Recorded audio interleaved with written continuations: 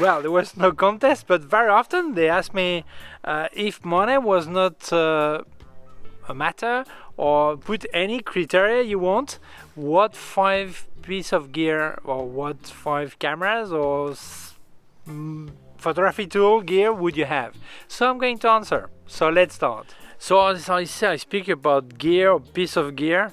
I don't say specifically cameras. You'll see why. I didn't take into account the price because some of them are really payable and other are just not payable, and didn't take into account the need. Do I need them? No, because it's like Eric, you can buy anything you want. Doesn't matter if you need it or imagine you can pay anything. Okay? Oh yeah, I'll get that one because I like it. It's more this way. Okay? So let's carry on. I expose why each piece of gear and why I would like to have it and how I would use it, obviously. So I'm not going to give you an order of what I prefer or not. It just I made the list and I put it this way. It's not one is preferred or one is not preferred. It's just the way it came out, okay? But yes, I'm going to tell you why I would get this piece of gear and what I would use it, what I would do with it, because the idea is not to leave it on the shelf, I would use it, okay? So the first one is not really a camera. It's actually a digital bag for my Hasselblad 503CW. I'll leave you a link of the review I made of it. And why? Because I would like to combine film and digital. Obviously, I know there is a crop factor when you're using digital because the sensor is smaller than the 6x6 of the Hasselblad original film size, okay? And I would use it with my 50, 80 and 150 millimeter. I made a review of these lenses, the Holy Trinity they call it, okay? So I would probably use it for landscape and portraits. And the idea of combining both, I think, is great.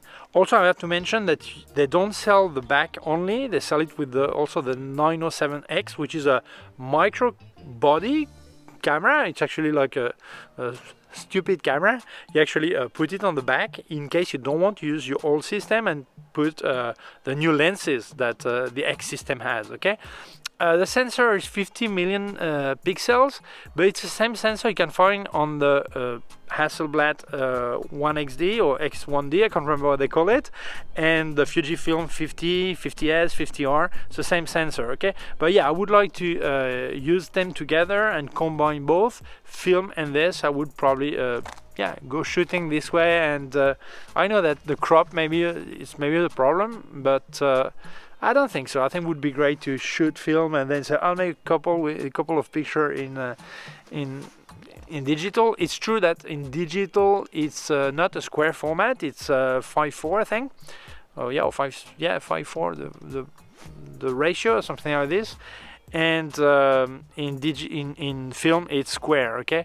You can still crop it to square when you work digital, and then it leaves out instead of 50 million pixels you have 39 or something like this. But I think I would love it. A small pause, if you have not done it yet, please subscribe to my YouTube channel. There's a small button down here and also a small bell. If you click on the bell, get notified when I upload a new video. And also I'll leave you my PayPal account in case you wanted to make a donation. No obligation, but I thank you for it, okay? So let's carry on with the video. For the second one, I had some doubt between the Fujifilm X100V and the X Pro 3. Why did I prefer the X100V? Well, because of the use I would do with it. I would not use it probably for work, more for personal things and traveling or going out or things like this. And if I was getting the X Pro 3, then I would have to get lenses. I would probably buy some extra lenses and something I already have for other system, okay? So this would be my fun camera. And I would probably work directly in JPEG with film simulation. Although it is a Fujifilm camera, I would surely configure as if it was a Kodak Portrait, and also Kodak T-Max or Kodak 3X for black and white. And I would probably activate the RAW format also to have it as a backup in case I wanted to have a different version of the way it looks. But I would try to work directly with JPEG and with the Wi-Fi, throw it directly on my tablet, maybe do some minor adjustment, even if it's JPEG, and then send it to social networks or maybe some time to print or whatever. But that would be like my fun camera, my fun companion. the kind of camera I would bring anywhere. Okay, so yeah, probably this. And also I really love there is an optical viewfinder.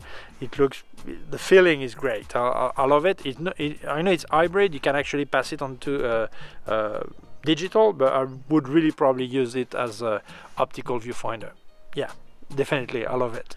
So we get to the third part. So this will be my working gear. Right now I'm using Olympus, so many people that follow me ask, would he stay with Olympus or would he change? Well, the answer is easy. Yes, I would stay with Olympus. And the question is the same as with the Hasselblad. I said I would keep the lenses and the body I had, and I add digital back. In this case, obviously I would change bodies, but I would keep my lenses, and I would go for right now I've got two OMD E-M1 MK3, and I would buy two OMD E-M1 MK3. Why two? Because for business, for work, I buy two cameras. Always, in case of there would be a failure or problem, I can keep doing the work. Okay, so right now I have 12-40 millimeter. I've got 7 to 14, 2.8 also, and I would get 40 to 150 millimeter plus probably the multiplier, the 1.4. Right now I've got the 40 to 150 for poor people like me, okay, which opened at 3.5 to 5.6 I think, but the 2.8 is better built, is weather sealed, all this, so obviously would be better. Okay, and if money was a matter, by the way, the budget has been like melted with the Hasselblad anyway, but if the money was a matter, then I would have no problem to get the OMD E-M1 MK2. I still think it's a great camera. It almost gives you everything the OMD E-M1 MK3 has. But well, if the question money is not a problem, then yes, the OMD E-M1 MK3. Okay, so I would get two of these for my working gear. The following one would be really nonsense. Nonsense. I mean, like a kid who wants something, new shoes, you know, it would not be justified at all. Okay, why? But first, this is a Leica MP, a film camera. First, would not be justified at all because I already have an M4P, which I really love. Okay, and the only thing I don't really like is first the lever to advance the advanced lever.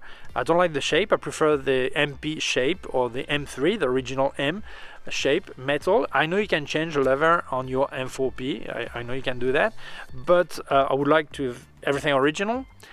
And second, on my M4P, it's not metered, so I've got an external MR4 on the hot shoe and on the flash shoe. Okay, and I can sometimes use a handheld light meter, but it would be great to have it in body. I would like it.